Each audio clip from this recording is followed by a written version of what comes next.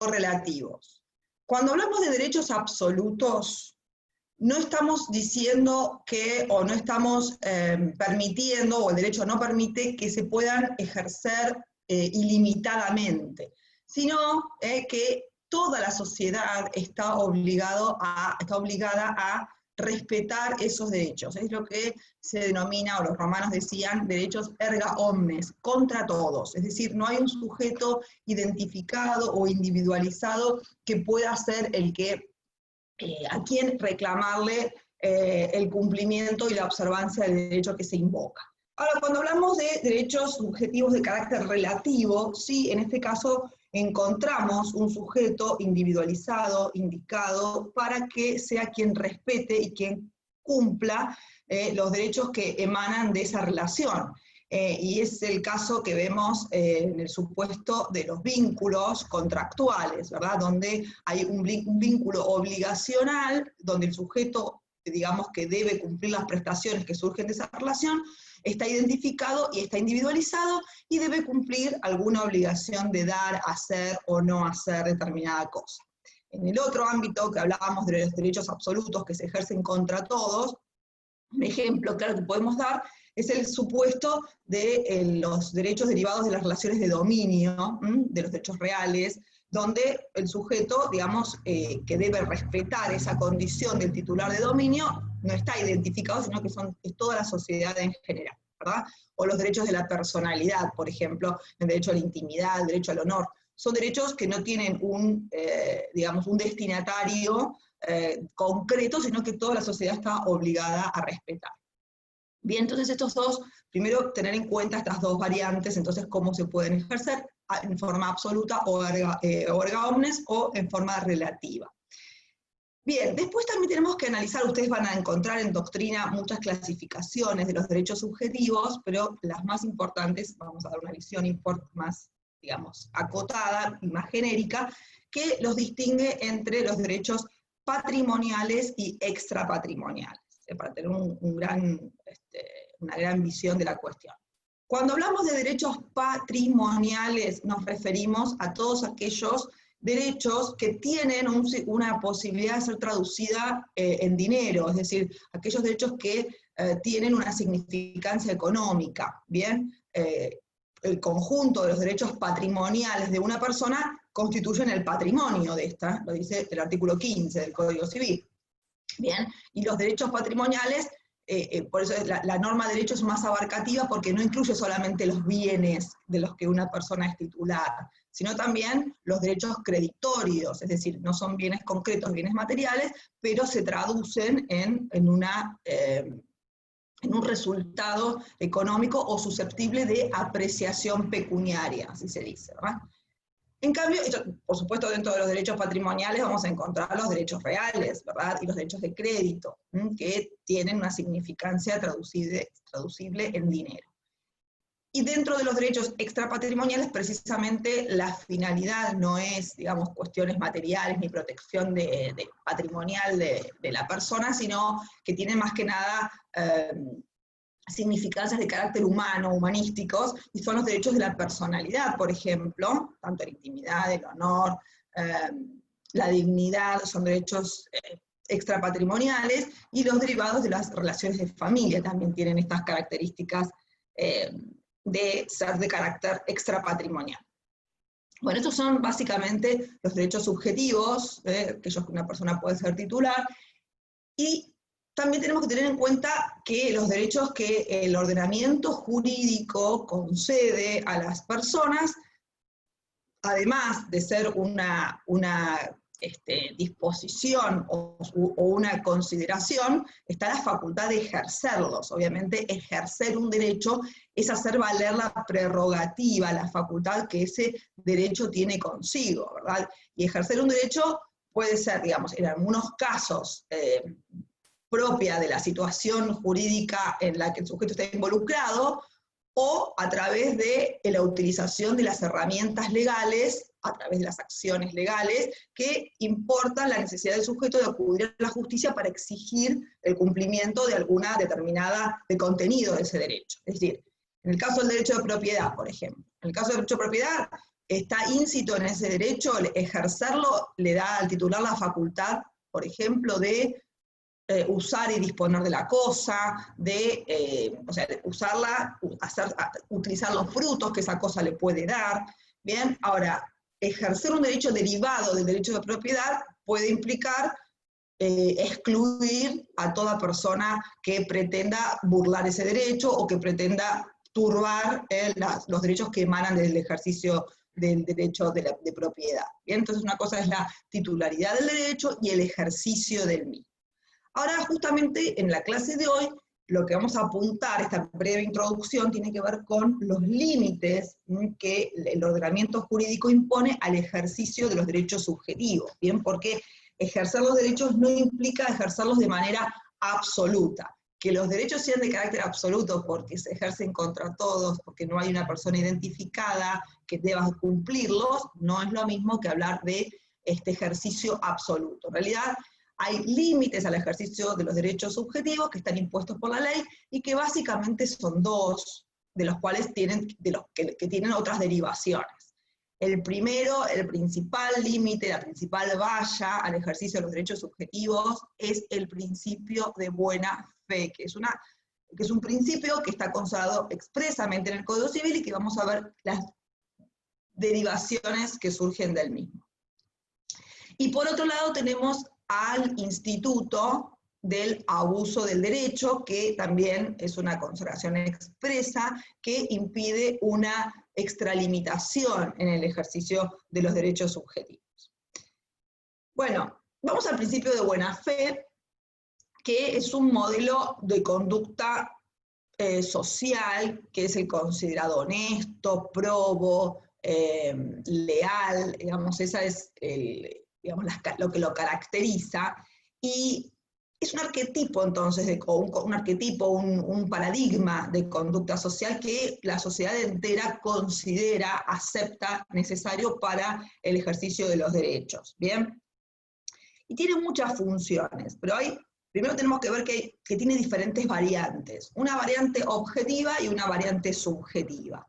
Cuando hablamos de su variante objetiva, tiene que ver con la conducta, ¿bien? Significa, por un lado, que el acreedor no puede pretender de su deudor más de lo que le corresponde, y como consecuencia de ello, el deudor también debe cumplir sus obligaciones, ¿bien? Sin pretender, digamos, sin rehusar a la integridad de la misma o pretendiendo pagar menos de lo que debe, ¿bien? Es un sentido de probidad y de finalidad de los contratos. Y es un principio que reina siempre en el ámbito del derecho patrimonial, ¿bien? Esta idea de ejercicio de los derechos tiene que ver justamente con este ámbito. Voy a ver un poco a los otros que estamos acá, ¿bien? Hay muchos que tienen las cámaras apagadas, y a mí me gustaría que las enciendan, ¿bien? Porque yo los veo a ustedes y veo los rostros, así que esta era una de las condiciones, recuerden, que habíamos pautado al principio. Los que las tienen los veo a todos, pero hay muchos que las tienen apagadas, así que les voy a pedir que las enciendan, si no los voy a nombrar uno. Vamos, sean buenos, que yo también me tuve que despertar y por suerte no tenemos cámaras muy sofisticadas, así que no nos vemos las arrugas ni otras cosas. Bueno, entonces este principio de buena fe en realidad es un principio que íncito en todas las relaciones y se considera sobreentendido en todo el ámbito del derecho patrimonial.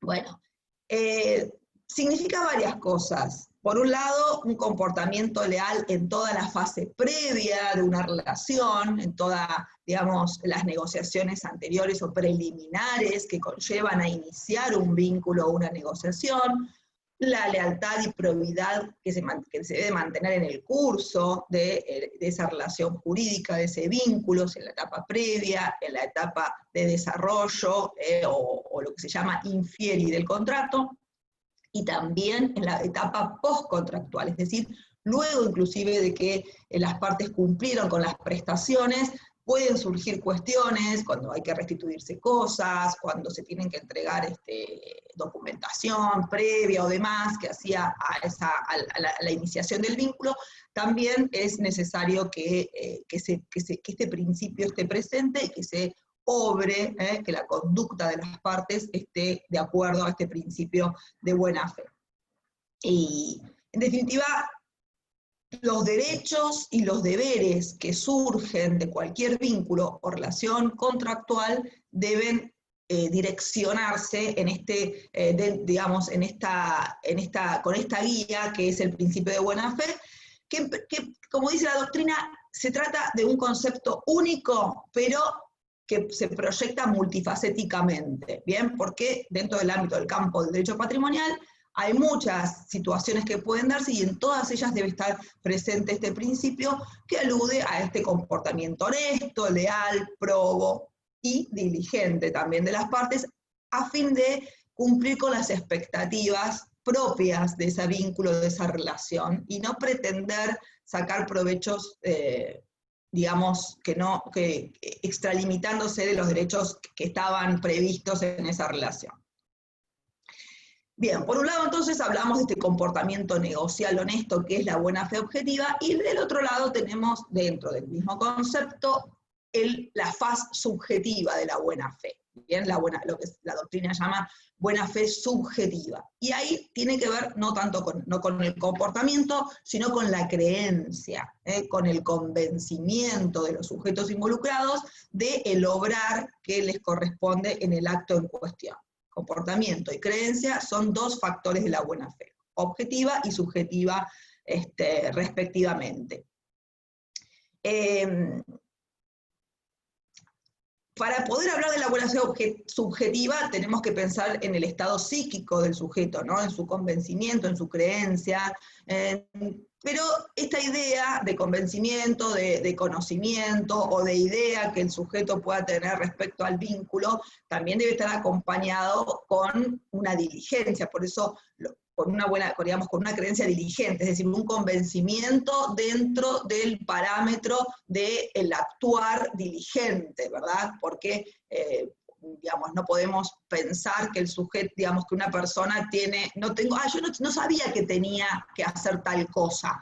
Digamos, no nos podemos olvidar de uno de los principios básicos, que es que la ley se presume conocida y que por ende no podemos argumentar el desconocimiento o la ignorancia de la ley para, digamos, fundamentar la ausencia o un comportamiento o una creencia determinada. ¿Bien? La idea de la buena fe siempre es que se mueva dentro del pilar de la diligencia y del actuar conociendo cuál es la regulación correspondiente a determinada situación. Entonces, es importante tener en cuenta que, si bien este principio de buena fe habla de los dos aspectos, del comportamiento y de la creencia y la lealtad en el convencimiento, debe adecuarse también a una idea de diligencia, ¿no? Es lo que implica el obrar probo, ¿no? Sabiendo que existen regulaciones que pueden limitar las expectativas que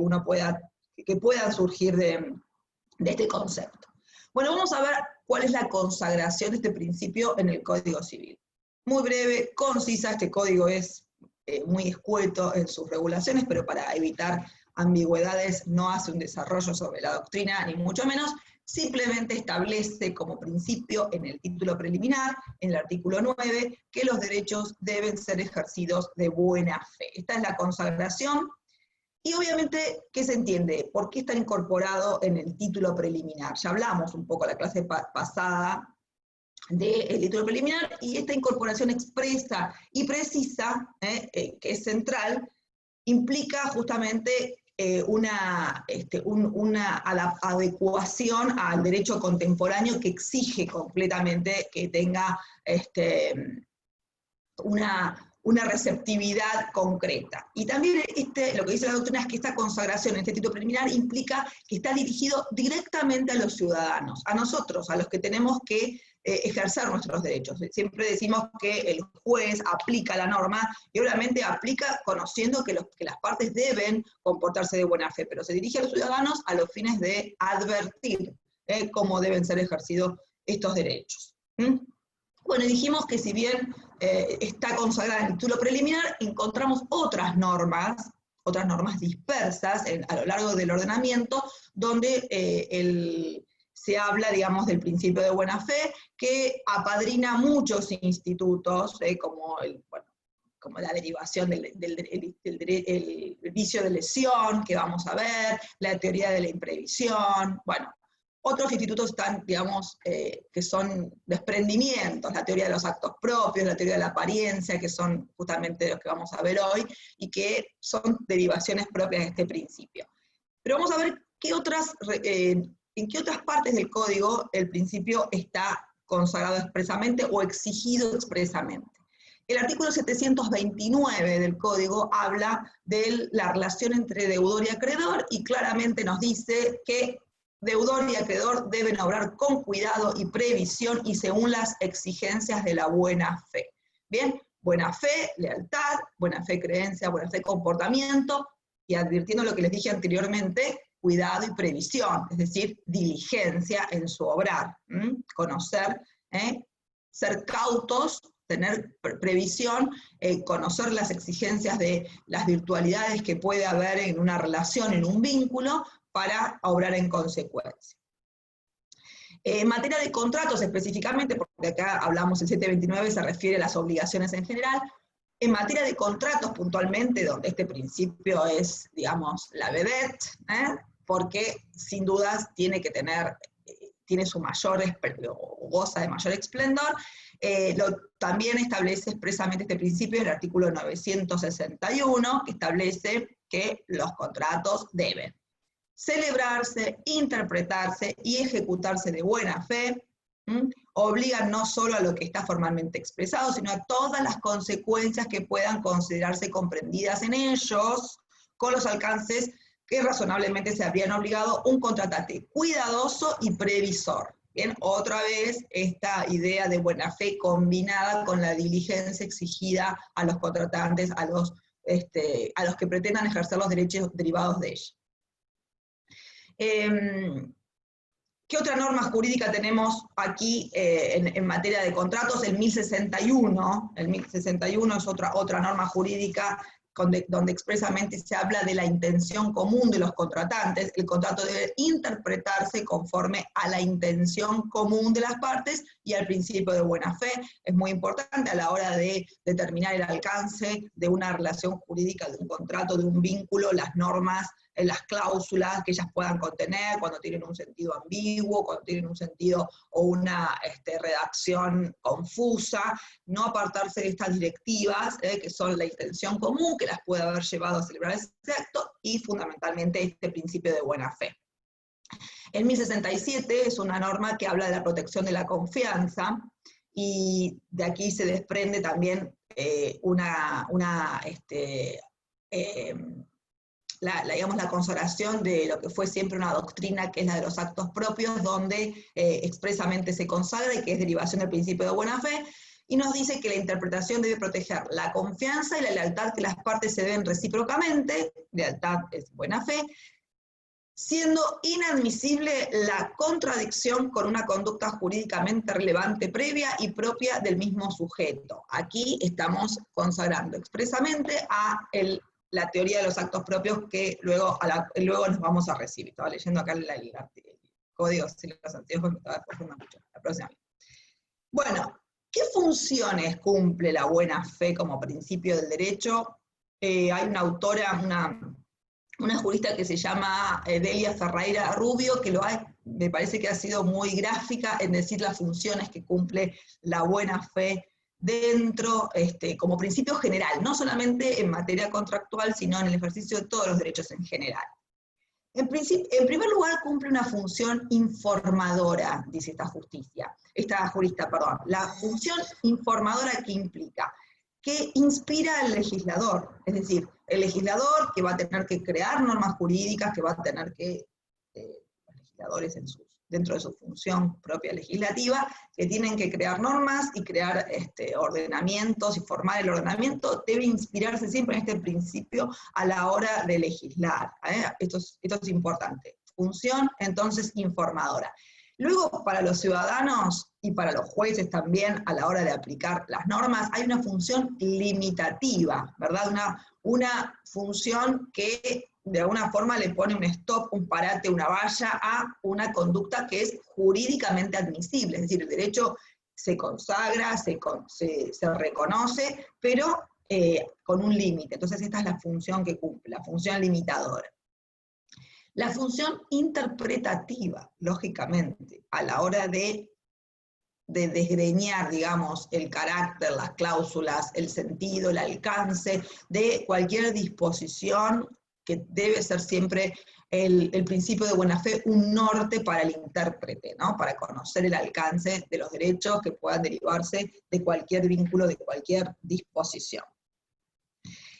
La función integradora, bien, que sabemos que todos los actos se generan una serie de deberes accesorios, o sea, todo acto jurídico, toda relación, todo vínculo, no siempre se limita al contenido o a lo que se expresa allí concretamente, sino que hay derivaciones, actos accesorios, derechos y deberes complementarios que hacen a la necesidad de realizar correctamente o ejecutar correctamente las obligaciones que emanan de él. Entonces, de ahí se surgen muchas cuestiones que son, como les decía, complementarias, por eso es integrador este principio. Cuando hablamos del deber de colaboración, del deber de información, bien, son en definitiva consecuencias propias de la responsabilidad civil. El deber de dar aviso, el deber de la veracidad, se ve mucho esto en el ámbito del derecho de consumo, que son principios que están bien impuestos, bien dispuestos, pero que en realidad sirven como desprendimiento del principio de buena fe, digamos, más allá de que no se diga expresamente, estos baluartes deben estar siempre entendidos en todos los vínculos.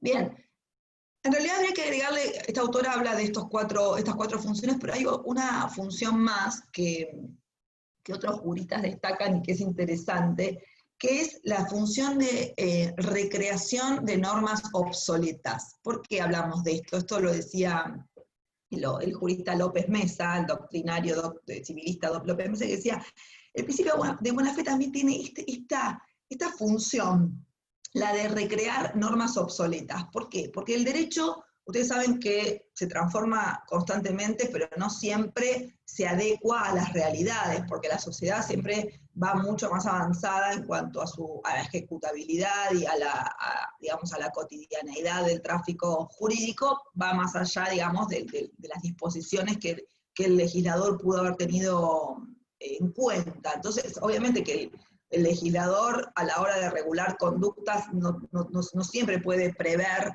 todas las artilugios, las estrategias o digamos, sí, o las pergeñaciones que pueden hacer las partes para fraguar derechos o para lograr, digamos, perjudicar a otros. No puede estar el legislador, digamos,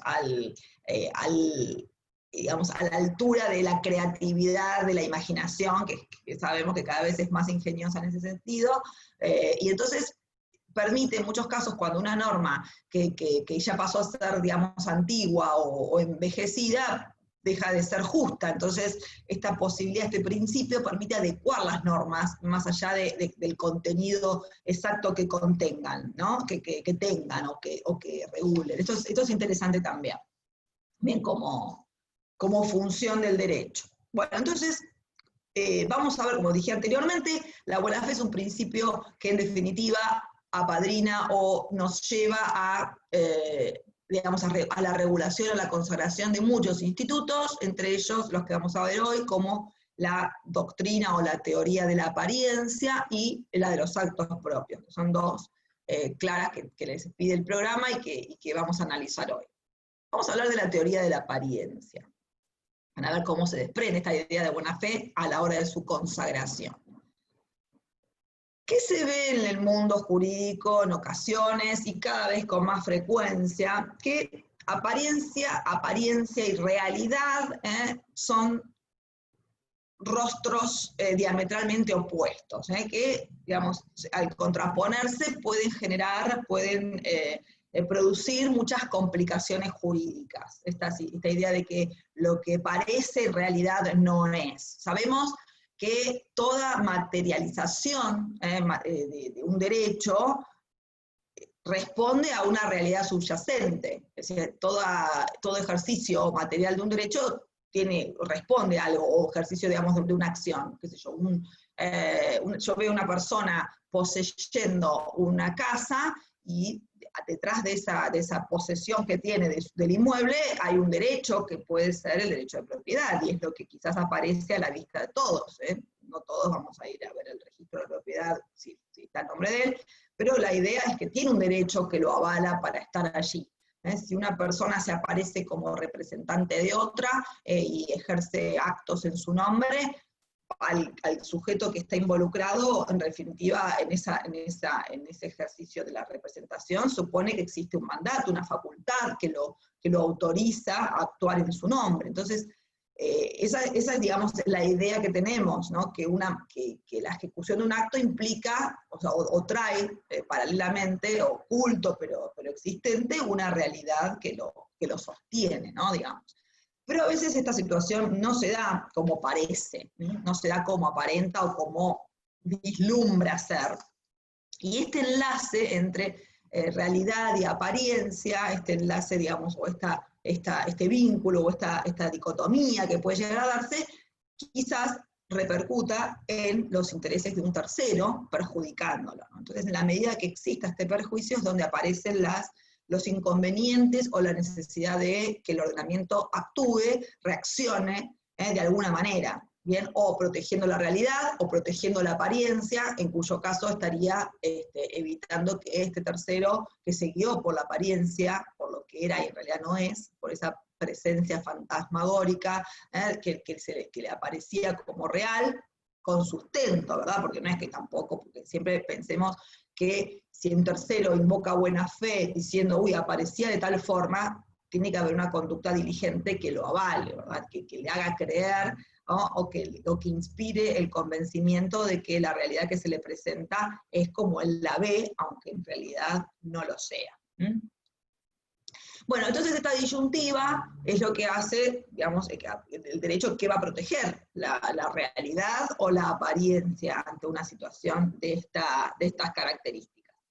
Bueno, esta teoría de la apariencia, esta doctrina elaborada justamente como una derivación del principio de buena fe, propone proteger justamente esta situación de apariencia de legalidad, aunque subyacentemente no la haya. ¿Bien? ¿Por qué? Porque considera que es una manera práctica y ágil de proteger lo que se denomina seguridad jurídica, que es un baluarte fundamental que de toda sociedad, ¿no? La protección de la seguridad jurídica, la agilidad en el comercio, en el tráfico negocial, que hace también a la economía de un país, a que no todo, digamos, no todo acto jurídico sea sometido a indagaciones, a pretensión de nulidades, digamos, a discusiones en cuanto a su existencia, en cuanto a la legitimidad de los sujetos involucrados. Entonces, para evitar, digamos, estas cuestiones de discusiones que entorpecen claramente el tráfico negocial, esta doctrina que ha propuesto la teoría de la virtuosidad de la teoría de la apariencia, de que el derecho proteja lo que aparece en una situación jurídica que en realidad no es tal, para justamente evitar los perjuicios de terceros, que siempre deben invocar buena fe. Por eso, como les decía, un desprendimiento de la teoría del principio de buena fe es la protección de la apariencia. Se protege la apariencia en la medida, bien, que exista buena fe justamente del quien se ve perjudicado por ella, porque en realidad no existe esta realidad subyacente. A ver, un ejemplo nos va a permitir entender un poquito mejor de qué se trata. ¿Te puedo interrumpir un segundito? Porque me parece que me perdí. Decime. Vos dijiste que en los límites en el ejercicio estaba el principio de la buena fe, y esto es uno de los institutos del abuso del derecho. ¿Abuso o uso? No, seguimos con el principio de buena fe. Seguimos, como un Bien, corolario, como un desprendimiento del principio de buena fe, tenemos bien, la consagración de la teoría de la apariencia, que como les bien, decía, cuando hablamos de teoría, significa que es un postulado doctrinario que carece en principio de una norma jurídica que la contenga, porque así ha nacido como una postura doctrinaria, como una, digamos, como una creación de los juristas que han entendido que como baluarte del principio de buena fe debería existir una protección de la apariencia, pero vamos a ver que en casos concretos el derecho la admite protegiendo esta realidad. Porque si yo, por un lado, pensemos una situación. Yo puedo creer que, me estoy mirando enfrente justo porque enfrente yo tengo unas casas aquí en mi oficina que han sido usurpadas, de hecho he visto que los han desalojado. Yo puedo pensar que las personas que vivían, ahora está desocupada, pero bueno, que las personas que vivían en la casa de enfrente son propietarias, porque las veo, tengo una ventana muy grande, entrar, salir, entrar con los chicos, cargar cosas, siempre veo las mismas personas. A la luz de los terceros, esas personas que están allí ocupando tienen derecho para hacerlo. Entonces, si de repente me dice, bueno, mira, te alquilo una habitación en la parte trasera, que me sobra una habitación, bueno, yo lo veo en tenencia, en posesión de la cosa, y creo que está legitimado para hacerlo, pero no es tal. O sea, en realidad esa casa estaba usurpada, no tenía derechos, el verdadero propietario nunca le había otorgado ni un contrato, ni una autorización, ni un comodato para estar ahí, pero bueno, a la luz de la, digamos, de la apariencia, ese sujeto para mí tenía ese derecho. Pero en realidad, esa invocación que yo puedo hacer, la puedo hacer como inquilino, pero la podría hacer si ese sujeto quisiese venderme a mí la propiedad. Entonces, en vez de alquilarme la casita, me dice, no, mira, te la voy a vender, mira qué lindo dormitorio, y yo voy y se la compro. No, ahí a mí me falta ahí diligencia, porque la apariencia no es suficiente para que yo crea que es propietario. La ley me exige lo que decíamos, la buena fe diligente. ¿Qué significa la diligencia? Ir a consultar los registros públicos, que para eso están los registros públicos, donde me informan cuál es la condición dominial de determinado inmueble. Entonces, en ese caso yo no podría invocar que me guíe por la apariencia jurídica de realidad y por eso se la compré. No podría invocarlo porque ahí estaría alegando mi propia torpeza, ¿verdad? Entonces, esta también es un límite a la pretensión de que se me proteja mi buena fe, ¿bien? Eso ya lo habíamos aclarado. Pero vamos a ver otro ejemplo un poco más claro de procedencia. A ver, una persona, por ejemplo, va a un negocio, lo atiende otra persona, muy cómodamente, a la vista de varias otras personas del negocio, y lo atiende y le vende, qué sé yo, alambres y postes para un campo. Tengo que alambrar un terreno, un campo, así que le compra alambres, postes y demás, una importante cantidad, que el otro se compromete, el vendedor se compromete a entregárselo dentro de 2 días. Bueno, se sientan, eligen la mercadería y la paga en efectivo este comprador que va allí, que como les decía, entra a un negocio, es atendido por alguien, los demás van atrás de un escritorio, él le da un membrete, un recibo con el membrete del establecimiento, cobra el dinero y chao, hasta luego, se va. Quedando el otro comprometido a entregar la mercadería dentro de 2 días. Bueno, pasan los 2 días, no recibe la mercadería, pasan 3 días, no recibe la mercadería, al 4.º día va al negocio y se presenta nuevamente y busca a este empleado, el empleado no se encuentra. Hablan con el gerente o con el responsable y dicen, no, mirá, pasó lo siguiente, este sujeto en realidad era una persona que estaba, que había venido un amigo de uno de los empleados y que abusó de la confianza y utilizó las instalaciones como si fuese un empleado autorizado y bueno, y realizó actos, por supuesto fue denunciado porque cobró dinero que no correspondía en nombre de la empresa, pero la empresa no le había dado ninguna facultad para eso, así que bueno, nos estafó a todos, le dice el responsable de establecimiento a este cliente que va a comprar. ¿Qué situación estamos acá? Estamos en una situación en la cual hay 2 damnificados en principio, ¿no? Uno, que es sin dudas el que puso el dinero para para recibir una mercadería, y el otro es aquel que, digamos, cuyo nombre, cuya figura, cuyo establecimiento fue utilizado para realizar esta estafa. En realidad no quiero hablar de estafa porque es un delito penal, entonces nos vamos a confundir. Pero acá es una cuestión negocial. Bueno, el damnificado, el cliente, pretenso cliente, exige que se entregue la mercadería y dice, bueno, yo pagué todo, acá tengo el recibo, con los datos de establecimiento, quiero que me pague la mercadería. No, bueno, pero ya te expliqué que en realidad este sujeto no abusó de la confianza y, bueno, y realizó actos indebidos.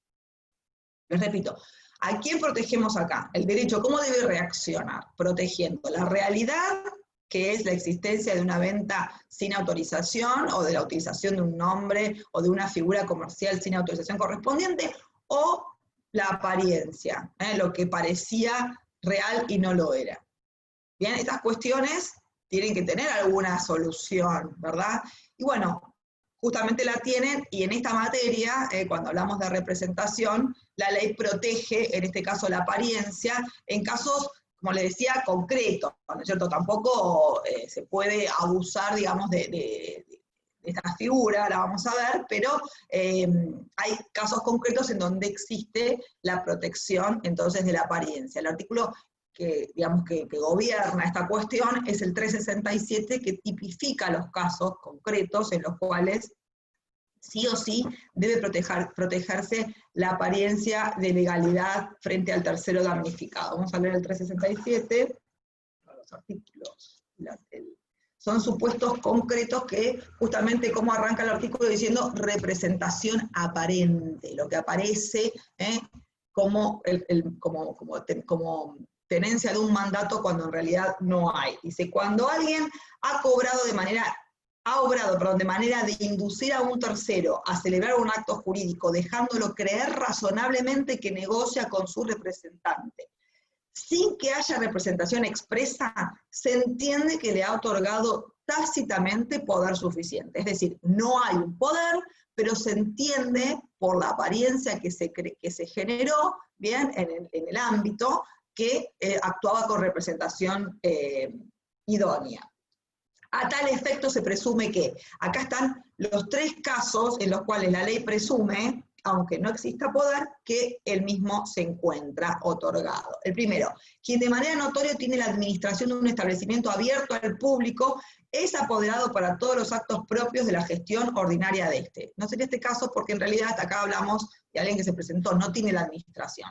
Hablamos del supuesto de quien tiene el cargo de administrador en un establecimiento abierto al público, se entiende, se sobreentiende, aunque su patrón no le haya dado facultades expresas al respecto, que puede realizar todos los actos de gestión propios de ese establecimiento.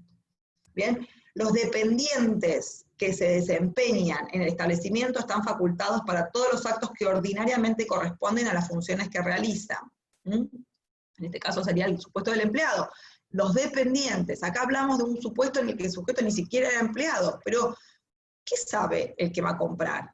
¿Qué puede saber una persona que va a un establecimiento respecto a la relación, al vínculo del sujeto que lo atiende con el empleador? Si está en negro, si está en blanco, si fue a prueba, si es un invitado, si es amigo del otro. Miren, yo he visto varios casos de estos, me acuerdo cuando yo era chica, que mi mamá era gerente de un banco y siempre iba. Por supuesto que se notaba que yo era muy chica para poder tener facultades, pero yo me sentaba en esa época, hablamos muchos años atrás, en donde eran diferentes las relaciones, la situación de los bancos, que realmente yo me sentaba en el escritorio, no había computadoras tampoco, pero las máquinas me encantaba, todo, y estaba ahí como si nada, porque bueno, era la hija de la gerenta y me dejaba estar ahí, y si hubiese sido mayorcita y quizás más notoria, digamos, la posibilidad de que sea empleada, ser confundida perfectamente con empleada, porque nadie me iba a pedir ninguna documentación, y hasta podría haber dado un crédito haciendo cualquier cosa. Bueno, esta es la figuración en la que está el supuesto en análisis, digamos. Y por último, tiene que ver con el que está facultado de entregar mercadería. Dice, los dependientes encargados de entregar mercaderías fuera del establecimiento, el delivery, están facultados a percibir su precio otorgando el respectivo recibo. Es decir, si alguien me va a entregar a mi mercadería, también puede recibirme el precio y otorgarme el recibo, es decir, liberarme de la obligación, con lo cual yo no tengo por qué pedirle o pensar que estoy pagando a alguien que no es el verdadero acreedor que me tiene que cobrar, ¿verdad? Estas cuestiones están bien figuradas, en el 367 están como tipificadas, ¿bien? Y hablan del supuesto del mandato aparente, en este caso. Pero hay otros casos también que tienen que ver, por ejemplo, con quien otorga un mandato y lo revoca y no da aviso de esa revocación, entonces no se enteran los que pueden haber contratado con el ex mandante, con el ex representante, no conocer que había una revocación, entonces también en este supuesto están protegidos por la teoría de la apariencia, o por la apariencia de realidad que se les presenta y que no es tal. Voy con la hora, ¿no? Porque me criticaron el otro día que estuve mucho tiempo. Bueno, ¿qué otras cuestiones involucra la teoría de la apariencia? También otros casos que se puede dar, el caso del heredero aparente.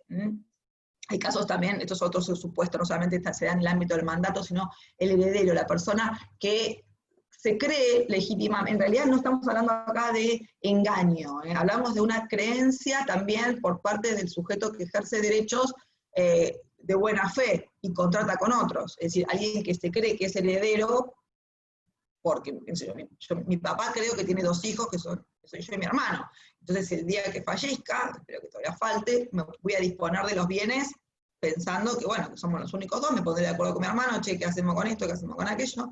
Pero resulta que mi papá estuvo en un pueblo por ahí y tuvo otros hijos, y yo no me enteré. Bueno, obviamente, para todos sabemos quiénes son los hijos, o la sociedad me conoce como hija de él, pero si aparece un tercero, o sea si hay otro hijo que yo desconozco, extramatrimonial, bueno, no hubo mala fe de mi parte excluyéndolo de la herencia. Sin duda, desconocía su existencia y por ende me comporté creyendo que era titular de un derecho de legítima herencia cuando tenía que haberlo compartido y consultado con un tercero más, con otro tercero. Esa es otra situación que puede darse, la del el heredero aparente. Alguien que contrata creyendo ser el legítimo y no lo es. O el único, perdón, y no lo es. O el legítimo o el único. También puede darse el supuesto de quien creyó ser hijo legítimo y luego es impugnada la afiliación, y bueno, se comportó antes como heredero aparente, porque había todo un viso de realidad que avalaba jurídicamente su comportamiento. Eso hay que tener en cuenta. ¿Verdad? Que también no es la teoría de la apariencia una goma de borrar de los malos negocios, de la conducta sin diligencia o culposa, ¿sí? O dolosa también, no es una teoría que pueda aplicarse en estos supuestos, sino cuando todos los elementos que configuran la relación generan una apariencia jurídicamente relevante, ¿verdad? Cuando todos los visos que se dan, todos los aspectos, ya sea en el ejemplo anterior, el establecimiento, es decir, el ámbito donde se da el uso de documentación, la presencia, que nadie objete la actuación o el vínculo de este sujeto con otras personas, sin duda da toda un escenario de realidad, aunque no lo sea de forma efectiva. Ahí es donde la protección de la ley va a primar sobre al damnificado o el tercero de buena fe que pueda haberse, digamos,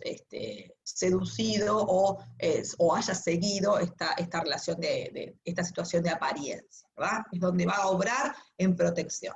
Heredero aparente, mandato aparente, el acreedor aparente, aquella persona que ostenta un título de crédito, por ejemplo, pero en realidad lo robó, no era el verdadero destinatario. Estoy aparejo con, no sé, con el pagaré que yo le firmé a fulano. Ah, bueno, te lo pago a vos, que sos el que lo tiene. No, pero en realidad se lo había robado el pagaré. Bueno, yo no lo sé, yo soy el deudor que tengo que pagarlo y pago al que creo que es mi acreedor.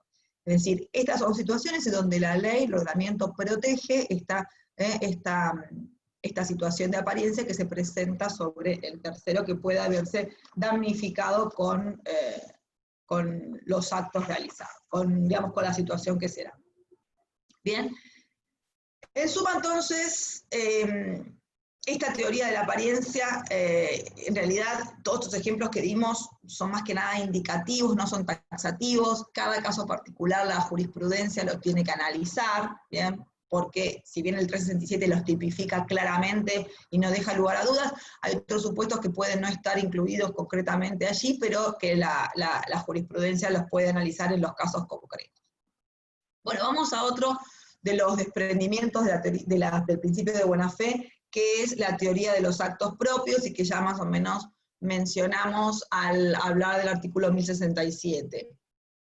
Bueno, ¿qué nos dice? También esta es una creación, en principio, doctrinaria, fruto de la labor de los juristas, no es lo que se llamaba, lo que los romanos decían, creación pretoriana. Yo les tiro algunos, digamos, términos que pueden leer mucho en los libros y que quizás no saben a qué se refiere. La creación pretoriana tiene que ver con la actuación del pretor, que era en la época de los romanos, el jurista, entonces por eso eran los que creaban ciertas posturas que luego lograron receptividad en el ordenamiento jurídico. Esta teoría de los actos propios no tenía una norma concreta en el código anterior que la avalara, y ahora sí la encontramos en la última parte del 1067. ¿Qué nos dice en realidad esta postura? Básicamente, que a nadie le es lícito hacer valer un derecho en contradicción con una conducta anterior, jurídicamente relevante y plenamente eficaz, que generaba en el otro la confianza de que no iba a ejercer ese derecho. Entonces, ¿por qué? Porque lo que se está evitando con esta disposición es que las conductas sean incoherentes, contradictorias con el obrar de una persona, más allá de la licitud del derecho que puede invocarse. Es decir, más allá de la licitud del derecho que puede invocarse, lo que la ley privilegia es la confianza depositada en el otro con las conductas precedentes, que no sean luego, digamos, contradichas con otros comportamientos en perjuicio de las personas involucradas o destinatarias de ese accionar. En realidad, es un desprendimiento de la teoría del principio de buena fe, porque de la buena fe creencia y la buena fe comportamiento, de la subjetiva y la objetiva, porque por un lado el comportamiento de un sujeto hace creer en el otro, bien, que va a actuar de acuerdo al mismo, que va a ser coherente en sus sucesivos comportamientos, en sus sucesivas conductas, y también está la conducta del sujeto, del que ejerce derechos, que no tiene que ser incoherente con sus comportamientos o con sus anteriores desenvolvimientos dentro del mismo ámbito. Hay muchos ejemplos que avalan esta situación. No sé, pienso en el ámbito, digamos, de la cotidianeidad. Hace poco vi un tema de un consorcio de propietarios que según el reglamento, la convocatoria a la asamblea debe hacerse por carta documento. Es un reglamento viejo donde, imagínense lo costoso que es carta documento del administrador, citar a todos los consorcistas para una asamblea. Bueno, en vez de citarlo por carta documento, lo citaba por correo electrónico, ¿no? Ya desde hacía bastante tiempo los venía citando por correo electrónico y todos iban a las asambleas cuando recibían el correo y notificándolos de la audiencia. Uno de los consorcistas, cuando se vota una decisión que no le conviene, que es ajena a sus intereses, plantea la nulidad de la asamblea porque fue convocada por un medio no regulado, no permitido o no previsto en el reglamento de copropiedad, cuando todas las demás había ido porque había sido notificado de la misma manera y había concurrido. O sea, en ese momento, ¿qué está haciendo? Está bien, está ejerciendo un derecho. El derecho que está, digamos, invocando es un derecho legítimo porque surge del reglamento, pero está contradiciendo su propia conducta habiendo creado expectativa en los demás de que esa notificación había sido válida. ¿Bien? Y en este caso no había ido a la asamblea, pero he visto casos en que encima van a la asamblea y votan, y después quieren anularla eso sin duda que sería ya raya lo ridículo, pero en este caso, por supuesto, sabía que el tema que no tenía la mayoría que a él le convenía, entonces ni fue. Pero después impugnó a la Asamblea respecto a la forma de notificación, o la forma de convocatoria, cuando todas las demás habiendo sido notificado de la misma manera. Eso sin dudas es una conducta contradictoria dentro de la misma relación jurídica que pretende, o en este caso afecta la vida negocial y genera perjuicios en los demás, porque la asamblea se realizó porque todos los convocados sabían que era un modo de notificación que se utilizaba más allá de lo que decía el reglamento. Bien, estos comportamientos son los que la ley pretende evitar para hacer ver que las conductas tienen que tener una coherencia, tienen que tener una razonabilidad en cuanto a lo que hacen o muestran a los demás, porque nuestras conductas previas son un parámetro del destinatario en cuanto a saber cómo podemos obrar, ¿bien? De no tener conductas, digamos, lo que la ley trata de evitar con esta disposición es que, o con la implementación de esta teoría, es que no exista conductas intempestivas que pretendan buscar o lograr beneficios perjudicando a los demás y contradiciendo conductas anteriores que habían sido jurídicamente relevantes, plenamente eficaces y lograron o produjeron en el otro sujeto o los otros sujetos intervinientes una expectativa de cómo iba a ser el comportamiento posterior. ¿Bien? Esta es la idea, entonces, de la consagración de esta teoría, que, ya les digo, se ve en muchos casos, también se ve mucho en el ámbito procesal, cuando se utiliza, por ejemplo, una documentación, se niega una documentación o la autenticidad de esa documentación porque me perjudica en esto, pero la misma documentación yo la usé en otro proceso, bien, y no dije nada respecto a su validez o su autenticidad. Bueno, ese comportamiento también es reprochado por el ordenamiento jurídico por violentar, por contradecir los actos propios. ¿Bien? ¿Vamos bien por ahora? Bien, bueno, vamos al último de los casos, o de los supuestos que está regulado, que está ahí en el punto 7 del programa, de esta unidad, que se refiere al abuso del derecho, que como límite o como consagración expresa de una doctrina también que había sido en la época de Vélez Sarsfield muy desarrollada, porque en el código anterior, no en el Código Civil derogado por el Código Civil Comercial, sino en el Código originario de Vélez, esta teoría del abuso del derecho no estaba consagrada, todo lo contrario, siempre lo que decía el codificador expresamente es que no podía constituir un delito nunca o una ilicitud el ejercicio de un derecho, el ejercicio regular de un derecho. Bien, entonces esta teoría del abuso del derecho en realidad, después ya la ley 17711 la dispuso, la introdujo en el antiguo artículo 1071, y actualmente la vemos en el artículo 10, ¿no? Sí, en el 10 del Código Civil, acá la vamos a leer, que nos dice: el ejercicio regular de un derecho o el cumplimiento de una obligación legal no puede constituir como ilícito ningún acto. El ejercicio regular de un derecho no puede convertirse en un acto ilícito, no puede constituir un acto ilícito. No se puede amparar el abuso del derecho, esta idea del ejercicio regular implica tener en cuenta a la hora de ejercer un derecho propio la finalidad, el objetivo del legislador en la consagración de ese derecho, porque la extralimitación, cuando genera perjuicios, implica un ejercicio abusivo. Es lo que decíamos anteriormente, los derechos pueden ser absolutos en cuanto a quién se les pueden exigir, porque se les puede exigir a la sociedad en general, pero no se pueden ejercer de manera absoluta porque existe un límite. Uno es la buena fe y otra es este instituto del abuso del derecho que frena a ese ejercicio extralimitado. porque el ordenamiento jurídico tiene una finalidad. Cada norma, cada derecho tiene un objetivo, tiene una finalidad. ¿Bien? Exacerbar esa finalidad, actuar extralimitadamente, generando un perjuicio, es lo que está siendo vedado.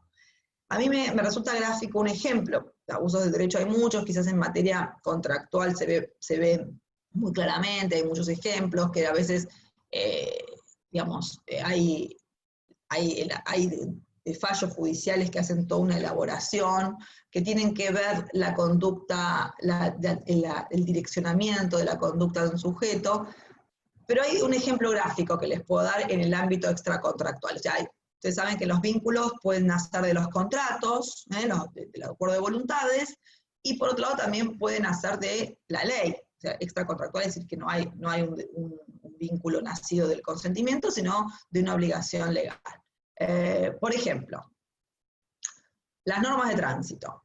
Vamos a ver una clara, más concreta. El semáforo que habilita al vehículo, el semáforo, la luz verde, que habilita al vehículo a cruzar una avenida, mientras que el rojo, por supuesto, implica la detención de los que están del otro lado.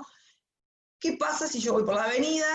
Un ejemplo, ahora ya tanto no se circula, pero bueno, me pasa mucho a veces cuando tomamos la peatonal cuando cruzamos la peatonal calle Córdoba, yo agarraba mucho la calle Córdoba para ir a la facultad después, calle Córdoba y ¡tac! La peatonal. Y yo tengo semáforo en verde, pero los peatones los ven que no les importa mucho que el semáforo a ellos les impide, ya vienen con la inercia de la caminata, entonces no se detienen y cruzan como si nada.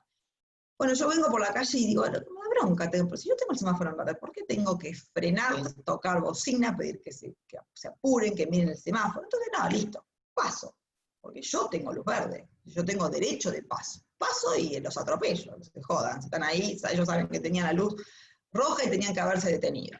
Bueno, ¿cuál es la finalidad de la norma? ¿Cuál es la finalidad del objetivo de esta ley de tránsito que regula, que de algún modo ordena el tránsito? Evitar accidentes. Hay un orden para justamente dar prioridad de paso en sentido determinado y evitar accidentes, evitar siniestros, evitar daños materiales y, sin duda, también extrapatrimoniales o lesivos de la persona física.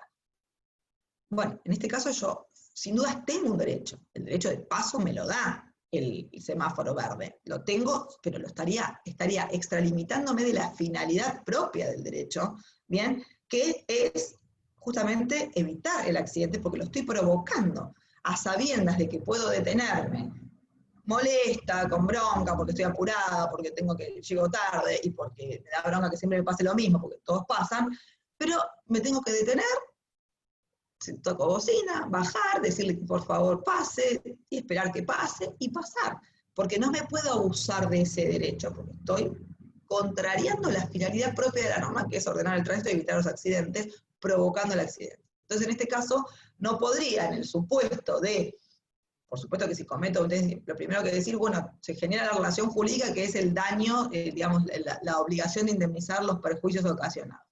No me puedo defender invocando mi derecho porque estaría abusando de ese derecho en el supuesto de querer utilizarlo como defensa a los fines de evitar el cumplimiento de las obligaciones derivadas de la responsabilidad civil.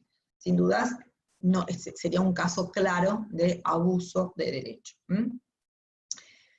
El código también habla de otras cuestiones, que son situaciones jurídicas abusivas y abuso de posición dominante. Le dedica una norma, el artículo 11 del código, dice, los dispuestos en las normas anteriores se aplican cuando se abuse de una posición dominante en el mercado sin perjuicio de las disposiciones específicas contempladas en leyes especiales. Aquí hablamos de otras cuestiones, por eso es más abarcativo, no solamente, acá hay un punto álgido de cambio respecto al código anterior, no solamente habla del derecho individual, sino de lo que se llama posición dominante y tiene que ver con el liderazgo en el mercado. Acá siempre se habla, cuando se habla de posición dominante, de una situación de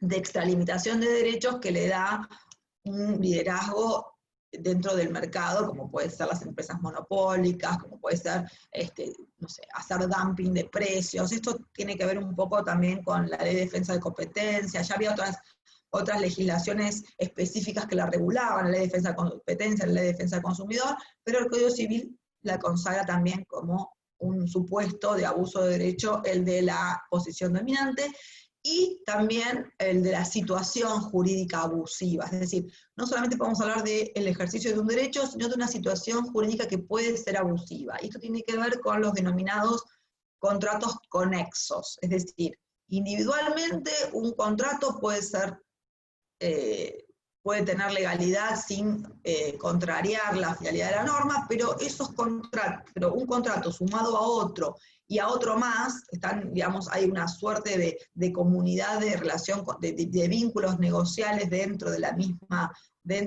relación, que hacen que se coloque en una situación abusiva. Hay fallos sobre esto, digamos, que se aplican, que consideran, por ejemplo, en una concesionaria de autos que le hace firmar un plan de ahorro, un seguro obligatorio y una prenda con registro, y una prenda del auto. Es abusiva la situación porque en realidad, la situación, porque todos los contratitos por sí son individualmente, digamos, legales o sin ningún grado de reprochabilidad, pero conexos o conjuntamente colocan al sujeto dominante de la relación en una posición de superioridad que abusa respecto a quien se convierte en deudor y no tiene escapatoria, digamos, para hacer planteamientos, porque está sujeto a muchas obligaciones conexas que lo colocan en una situación de inferioridad. Bien, esto quizás lo vemos mucho en estos ámbitos, pero el otro día estaba también negociando una deuda con un asunto que hablaba de esto, ¿no? De la situación jurídica abusiva, porque me pasó con una empresa que hace cobranzas y que tiene que rendir cuentas a una asociación, que están ligadas por un contrato anterior, y estábamos ahí tratando de arreglar una deuda,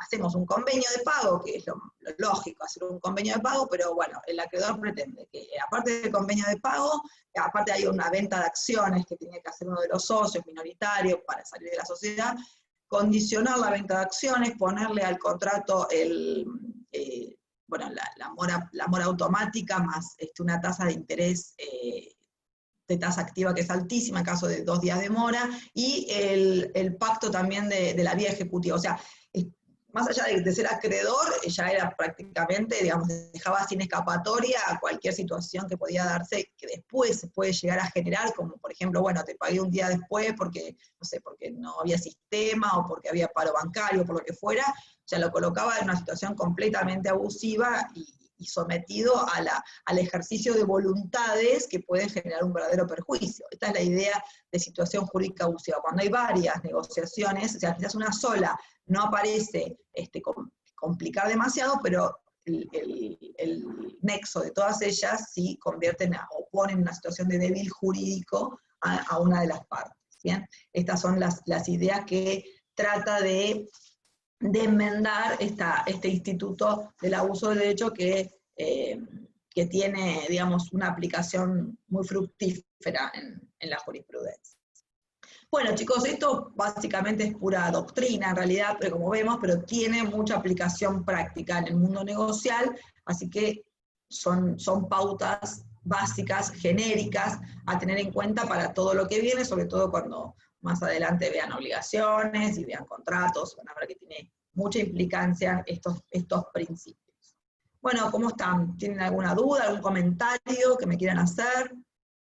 ¿O es claro? Si no ofrece demasiadas dudas, es leer las normas y no mucho más, y alguna doctrina por ahí. Bueno, los veo a todos bien, copiando. Algunos todavía no se levantaron, están ahí con las cámaras apagadas, pero bueno, ya las voy a retar. Bueno, chicos, nos despedimos entonces. ¿No tenemos ninguna duda hoy? Bueno, nos vemos. Chao, chicos. Hasta la próxima.